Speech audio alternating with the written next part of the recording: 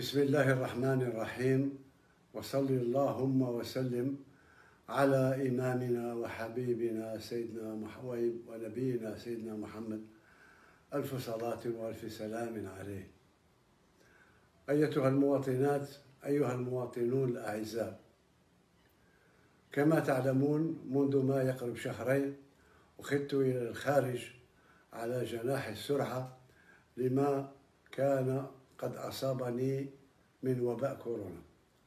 اليوم الحمد لله بفضل الله عز وجل وعيانته ولطفه في القضاء والقدر، وبفضل كذلك أطبائنا في المستشفى العسكري والأطباء الألمان، الحمد لله طريق تعافي بدأت فيه. ربما يأخذ أسبوع أسبوعين وثلاثة أسابيع أخرى، ولكن إن شاء الله سأسترجع كل قواي البدنية. بعدي عن الوطن ليس معناه نسيان الوطن، فأنا أتابع يوميا إن لم أقل ساعة بساعة كل ما يجري في الوطن، وعند الضرورة أسدي تعليمات إلى الرئاسة.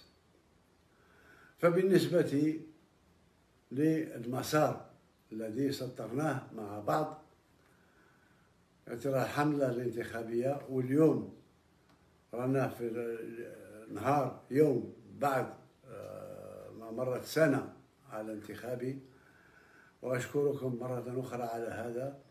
إذن بالنسبة للانتخابات طلبت من الرئاسة أن يروا يشوفوا مع اللجنة هذه مكلفة بالانتخابات بتحرير قانون الانتخابات الجديد، وباش يكون واجد في أقرب وقت.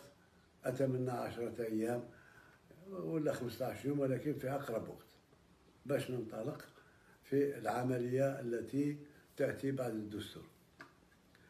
بالنسبة لفيروس كورونا